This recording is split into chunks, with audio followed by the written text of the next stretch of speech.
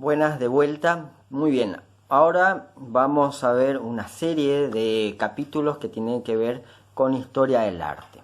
Cada capítulo va a tocar brevemente y realmente muy por arriba y contado a lo muy Mario Rivas, la cuestión que tiene que ver con historia del arte.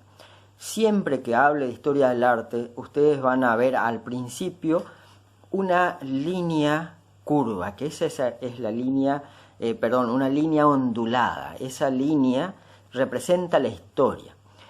¿Por qué la hago ondulada? Porque la historia es como nuestra historia personal, nuestra vida, ¿sí? A veces nos va bien, a veces nos va mal, a veces, no sé, aprobamos la materia, a veces no aprobamos la materia. A veces nuestra madre dice, ¡qué genios que son! Y a veces nos dan una tremenda paliza. Y así es toda la vida. Y bueno, la historia de la humanidad es de la misma forma. La historia del arte también. Hay veces que le ha ido mejor, otras veces peor.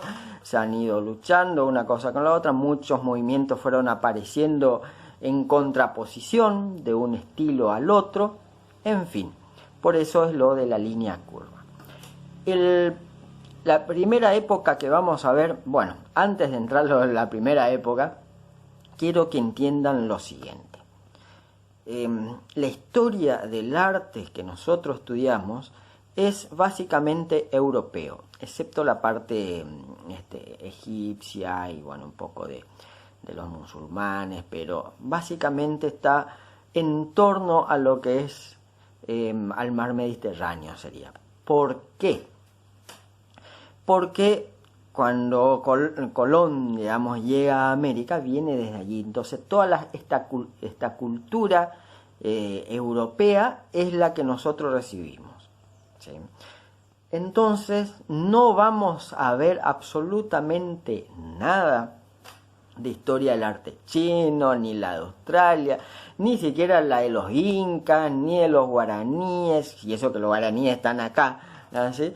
Pero sí, por ahí, bueno, les contaré alguna cosa puntual, pero ¿por qué estudiamos esta historia del arte? Porque es la que nos ha dado la forma cultural que tenemos, incluso la creencia.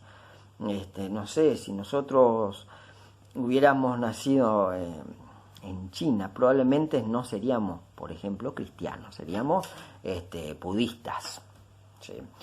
¿Y esto por qué? Porque de Europa vino el cristianismo.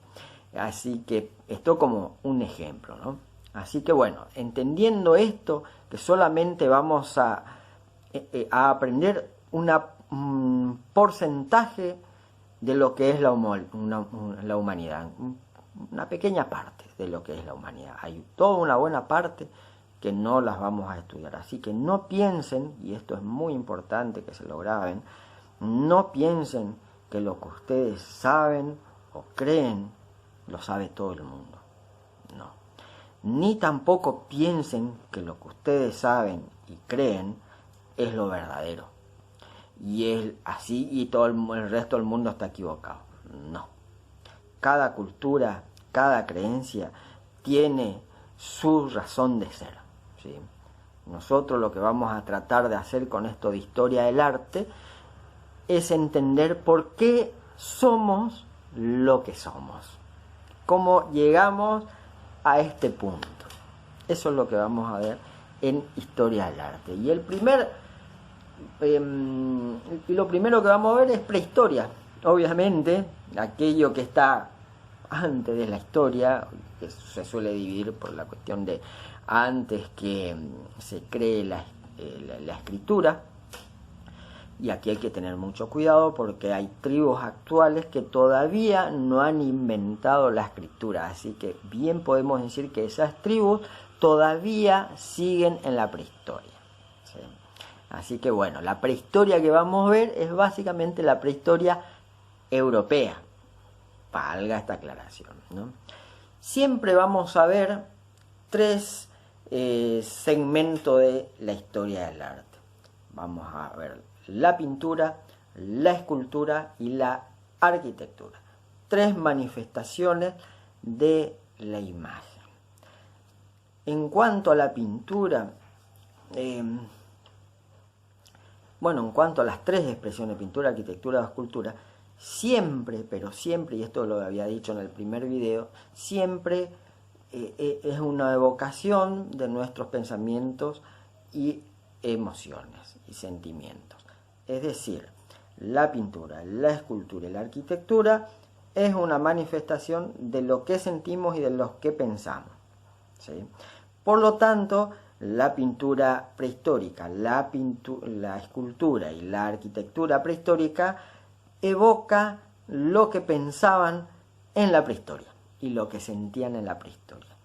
Esto es fundamental tener en cuenta porque hace que uno haga las cosas de determinada forma y no de otra, ¿sí?